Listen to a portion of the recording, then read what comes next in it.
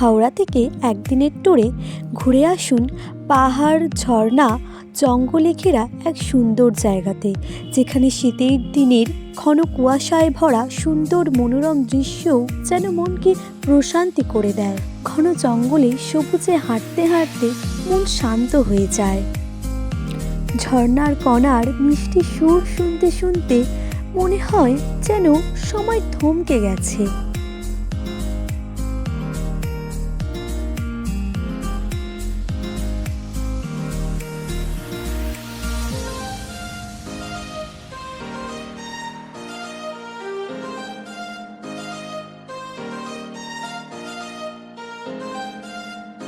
প্রাচীন সমাধিস্থল ও মন্দিরগুলি আমাদের ইতিহাসের গল্প বলে, আর প্রতিটি কোণে ভক্তি ও নীরব শান্তির অনুভূতি হয়।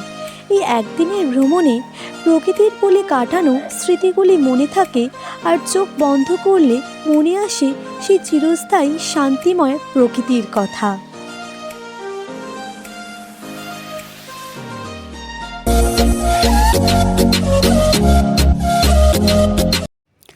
Hello everyone, welcome back to my YouTube channel ওই অফিসিয়াল। ঘড়ির কাঁটায় এখন বাজে দুপুর 1:30। আমরা বেরিয়ে পড়েছি একটি নতুন গন্তব্যে, বিহারের সাসারামে। এই ভ্রমণটি ছিল আমাদের বিদ্যালয়ের ভূগোলের একটি শিক্ষামূলক ভ্রমণ। আমরা কোথায় কোথায় ঘুরেছি, কী কী খাওয়া দাওয়া করেছি, সবই তোমাদের সাথে শেয়ার করব। চলো ভিডিওটা শুরু করা যাক।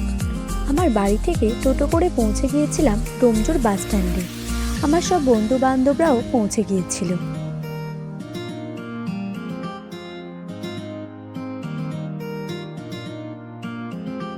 বাসে করে আমরা হাওড়া স্টেশনের উদ্দেশ্যে রওনা হলাম।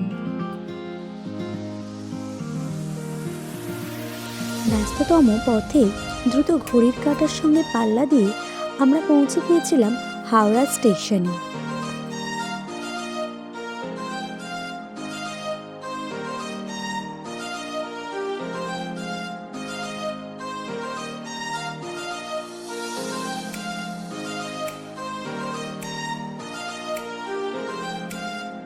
আমাদের ট্রেনের সময় ছিল 5:45। প্ল্যাটফর্মে ঢুকে গেছে চম্বল এক্সপ্রেস। আমরা ট্রেনে উঠে পড়েছি, আর আমাদের ট্রেনও ছেড়ে দিয়েছে সাসারামের উদ্দেশ্যে। ঘড়ির কাঁটায় এখন বাজে 4:15। আমরা নেমে পড়েছি সাসারাম স্টেশনে।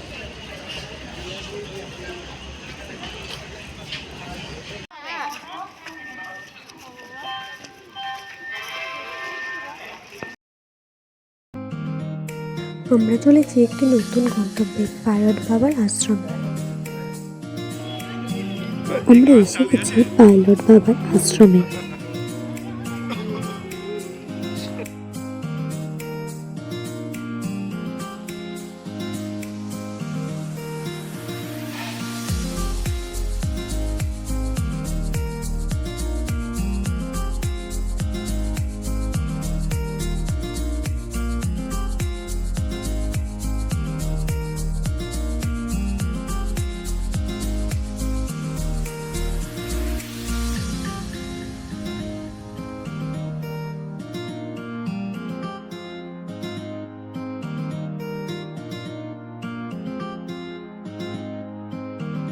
আমরা সকাল সকাল ফ্রেশ হয়ে বেরিয়ে পড়েছি তুতলা ভবানী মন্দির আর ঝর্ণার উদ্দেশ্যে। এখন শীতকাল, তাই সেই রকমভাবে পাহাড়গুলো স্পষ্টভাবে বোঝা যাচ্ছে না। তোমাদের উদ্দেশ্যে বলা, তোমরা কখনো এখানে শীতকালে এসো না। গ্রীষ্মকাল কিংবা বর্ষাকালে এলে যেরকম ঝর্ণার জল দেখতে পাবে, তেমনই পাহাড়গুলো সুস্পষ্টভাবে বুঝতে পারবে।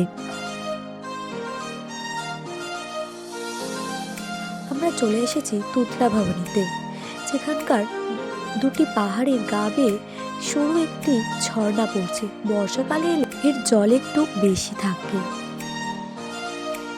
মন্দিরে যাওয়ার জন্য এখানে ওপরে একটি পথ আছে, কিন্তু আমরা সেই পথে না গিয়ে নিচের ঝর্ণার জল ও পাথরে মোড়া দুর্গম পথ দিয়ে আমরা যাব তুতলা ভবানী মন্দিরে।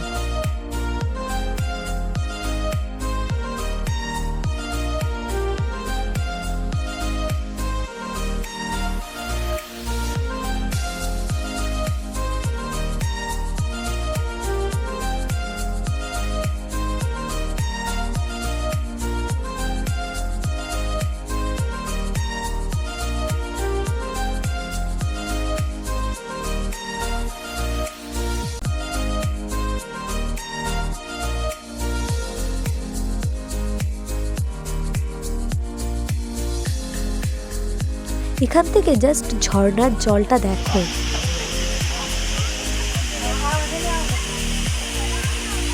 মুখে চাপা দিয়ে দিচ্ছি ভুল করে।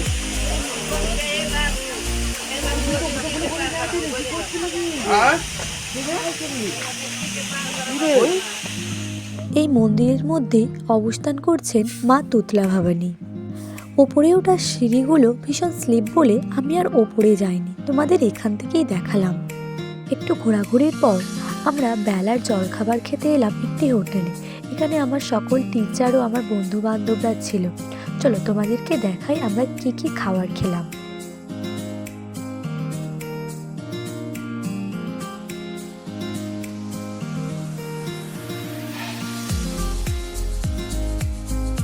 আমাদের খাবারে ছিল লুচি, একটা আলু দিয়ে তরকারি আর একটা করে জিলাপি।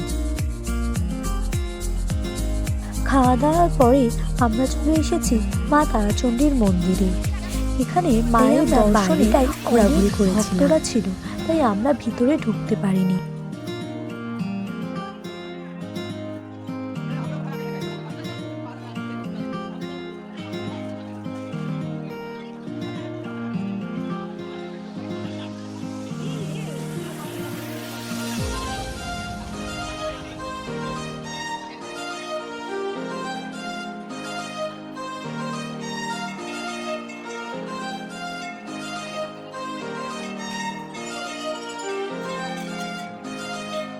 মন্দির থেকে বেরিয়ে আমরা দুপুরের খাবার খেয়ে নিয়েছিলাম। খাবারে ছিল ভাত, ডাল, একটি সবজি তরকারি আর মাংসের ঝোল।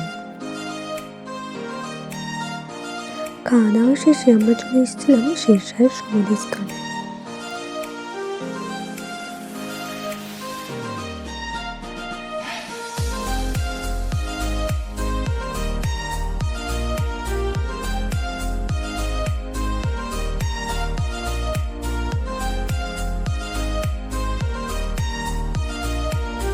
শেরশাহ সহ তার 25 জন ফ্যামিলি মেম্বারের সমাধি ছিল এখানে। বিহার ভ্রমণের এই ছিল আমাদের শেষ গন্তব্যস্থল। ভিডিওটি ভালো লাগলে লাইক, শেয়ার আর কমেন্ট করে দিও। আর তোমরা বলেছেও যে আমার থেকে তোমরা কিরকম ভিডিও দেখতে চাও। দেখা হচ্ছে নেক্সট ভিডিওতে। Tata everyone.